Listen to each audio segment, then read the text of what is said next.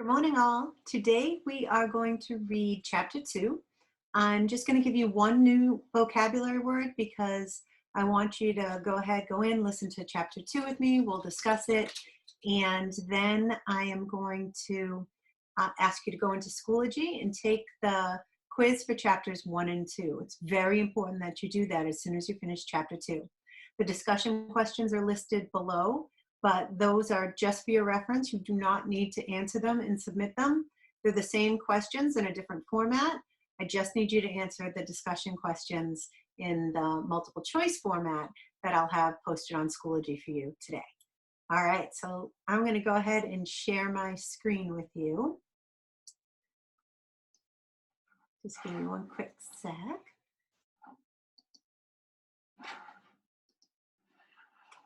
And let's look at our first word. So kind of a little giveaway here, but the first word for the vocab that I want to talk to you about is solemn.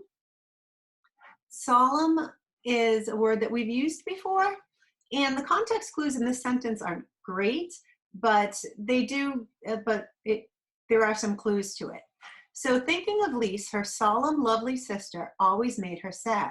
So although there aren't a lot of synonyms or words to compare it to, we do know that solemn is an adjective describing her sister. So that's a start. Solemn's a word we've had in the past. Solemn means serious, formal, dignified. I also think it has kind of a sad connotation. It's somebody who doesn't, if you're solemn, you're not getting a lot of joy in life. So that kind of goes hand in hand with that as well. So as we go ahead and we start reading now, you can go ahead and, and follow along with me. And we're going to start chapter 2. So who is the man who rides past? Tell me a story, Anne-Marie begged Kirsty as she snuggled beside her sister in the big bed they shared. Tell me a fairy tale. Anne-Marie smiled and wrapped her arms around her little sister in the dark. All Danish children grew up familiar with fairy tales. Hans Christian Andersen, the most famous of the tale-tellers, had been Danish himself. Do you want the one about the Little Mermaid? That one had always been Anne-Marie's own favorite. But Kirsty said no. Tell one that starts with a king and a queen, and they have a beautiful daughter. All right. Once upon a time, there was a king, Anne-Marie began. And a queen, whispered Kirsty. Don't forget the queen. And a queen. They lived together in a wonderful palace, and was the palace named Amalienborg? Kirsty asked sleepily. Shh, don't keep interrupting or I'll never finish the story. No, it wasn't Amalienborg. It was a pretend palace. So Amalienborg is really the Paris in Denmark.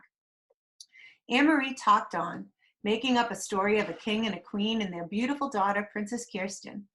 She sprinkled her tale with formal balls, fabulous gold-trimmed gowns, and feasts of pink frosted cupcakes, until Kirsty's deep, even breathing told her that her sister was sound asleep.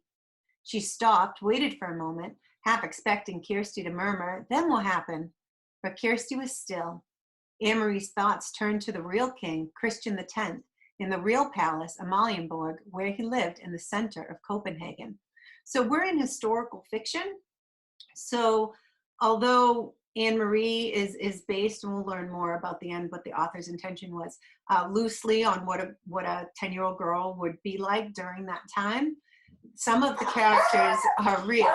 And Christian X was the real king of Denmark during that time. Okay, sorry about that. I love my dogs, but boy, do they bark a lot. Okay, so go back to sharing the screen. And how the people of Denmark loved King Christian. He was not like fairy tale kings who seemed to stand on balconies giving orders to subjects, or who sat on golden thrones demanding to be entertained and looking for suitable husbands for their daughters. King Christian was a real human being, a man with a serious, kind face. She had seen him often when she was younger. Each morning, he had come from the palace on his horse, Jubilee, and ridden alone through the streets of Copenhagen, greeting his people. Sometimes when Anne-Marie was a little girl, her older sister, Lise, had taken her to stand on the sidewalk so that she could wave to King Christian. Sometimes he had waved back to the two of them and smiled. Now you are special forever, Lise had told her once, because you have been greeted by a king. Anne-Marie turned her head on the pillow and stared through the partly opened curtains of the window into the dim September light. Thinking of Lise, her solemn, lovely sister, always made her sad. So she turned her thoughts again to the king, who was still alive, as Lise was not. She remembered a story that Papa had told her shortly after the war began, shortly after Denmark had surrendered and the soldiers had moved in overnight to take their places on the corners. One evening, Papa had told her earlier he was on an errand near his office, standing on the corner waiting to cross the street, when King Christian came by on his morning ride. One of the German soldiers had turned suddenly and asked a question of a teenage boy nearby. "Who is that man who rides past here every morning on his horse?" the German soldier had asked. Papa said he had smiled to himself, amused that the German soldier did not know. He listened while the boy answered. "He is our king," the boy told the soldier. "He is King Christian of Denmark." "Where is his bodyguard?" the soldier had asked. "And do you know what that boy said?" Papa had asked Anne-Marie. She was sitting on his lap. She was little then, only 7 years old. She shook her head, waiting to hear the answer. The boy looked right at the soldier and he said, "All of Denmark is his bodyguard." Anne-Marie had shivered. It sounded like a very brave answer. "Is it true, Papa," she said, "what the boy said?" Papa thought for a moment. He always considered questions very carefully before he answered them. "Yes," he said at last, "it is true. Any Danish citizen would die for King Christian to protect him." "You too, Papa?" "Yes." "And Mama?" "Mama too." Anne-Marie shivered again. "Then I would too, Papa, if I had to." They sat silently for a moment. From across the room, Mama watched them, Anne-Marie and Papa, and she smiled. Mama had been crocheting that evening 3 years ago, the lacy edging of a pillowcase, part of Lisa's trousseau. Her fingers moved rapidly, turning the thin white thread into an intricate narrow border. Lise was a grown-up girl of 18 then, about to be married to Peter Nielsen. When Lise and Peter married, Mama said, Anne-Marie and Kirsty would have a brother for the very first time. So her sister is older than her and passed away 3 years ago. So she was 18 when she passed away, engaged to Peter Nielsen, who we'll be introduced to now. So kind of sad, and we'll get some little hints on how she passed away, and then we'll hear more as we read the story. "Papa," Anne-Marie had said, finally into the silence, "sometimes I wonder why the king wasn't able to protect us. Why didn't he fight the Nazis so that they wouldn't come into Denmark with their guns?" Papa sighed. "We are such a tiny country," he said, "and they are such an enormous enemy. Our king was wise. He knew how few soldiers Denmark had. He knew that many, many Danish people would die if we fought." "In Norway they fought," Anne-Marie pointed out. Papa nodded. "They fought very fiercely in Norway. They had those huge mountains for the Norwegian soldiers to hide in. Even so, Norway was crushed." In her mind, Anne-Marie had pictured Norway as she remembered it from the map at school. Up and above Denmark, Norway was pink on the school map. She imagined the pink strip of Norway crushed by a fist. "Are the German soldiers in Norway now the same as here?" "Yes," said Papa. "In Holland too," Mama added from across the room, "in Belgium and France."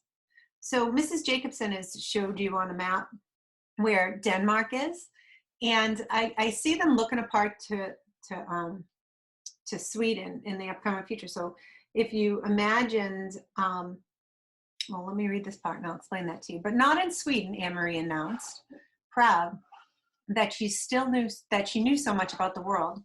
Sweden was blue on the map, and she had seen Sweden, even though she had never been there. Standing behind Uncle Henrik's house north of Copenhagen, she had looked across the water, the part of the North Sea that was called the Kattegat, to the land on the other side. "That is Sweden you were seeing," Uncle Henrik had told her. "You were looking across to another country." "That's true," Papa had said. "Sweden is still free."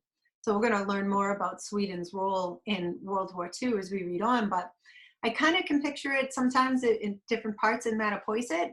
You, on a clear day, you can look across Buzzards Bay and you can see Falmouth. So that's kind of what Anne-Marie was probably seeing when she, at her Uncle Henrik's house, was looking across to Sweden. And King Christian is heralded as making a good decision not to fight the Nazis, because you kind of have to picture it as a 18-year-old trying to fight a 10-year-old in terms of strength or whatnot. You know, it would be easier for the 10-year-old to say, no, I'm not going to fight. Here's my lunch money. Maybe not the best analogy, but you kind of get the gist of it, is that the Nazi army and the German army was so powerful that why risk all the lives of your Danish soldiers if you know that you can't take them on and you're going to lose anyway. So that's what King Christian had done. He surrendered, and now Nazi is occupied, and they're not at war with the Nazis, but the Nazis are certainly exerting their control. And now, 3 years later, it was still true, but much else had changed. King Christian was getting old, and he'd been badly injured last year in a fall from his horse, faithful old Jubilee, who had carried him around Copenhagen so many mornings. For days they thought he would die, and all of Denmark mourned. But he hadn't. King Christian X was still alive. It was Lise who was not. It was her tall, beautiful sister who had died in an accident 2 weeks before her wedding. In the blue carved trunk in the corner of this bedroom, Anne-Marie could see its shape even in the dark. Were folded Lise's pillowcases, their crocheted edges, her wedding dress with its hand-embroidered neckline unworn, and the yellow dress she had worn and danced in, with its full skirt flying at the party celebrating her engagement to Peter. Mama and Papa never spoke of Lise. They never opened the trunk, but Anne-Marie did from time to time when she was alone in the apartment. Alone, she touched Lisa's things gently, remembering her quiet, soft-spoken sister who had looked forward so to marriage and children of her own. Red-headed Peter, her sister's fiancé, had not married anyone in the years since Lisa's death. He had changed a great deal. Once he had been like a fun-loving older brother to Anne-Marie and Kirsty, teasing and tickling, always a source of foolishness and pranks. Now he still stopped by the apartment often, but his greetings to the girls were warm and smiling, but he was usually in a hurry, talking quickly to Mama and Papa about things Anne-Marie didn't understand. He no longer sang the nonsense songs that had once made Anne-Marie and Kirsty shriek with laughter, and he never lingered anymore. Papa had changed too. He seemed to be much older and very tired, defeated. The whole world had changed. Only the fairy tales remained the same. That was one of your discussion questions. And they lived happily ever after, Anne-Marie recited, whispering into the dark, completing the tale for her sister, who slept beside her, one thumb in her mouth. So that is our chapter 2 today. So we're going to do, like I said, a chapter a day. Stay with me. Now I need you to go into Schoology and take the checkpoint for the discussion questions for the last 2 chapters. And I will see you here tomorrow for chapter 3. Take care. Bye.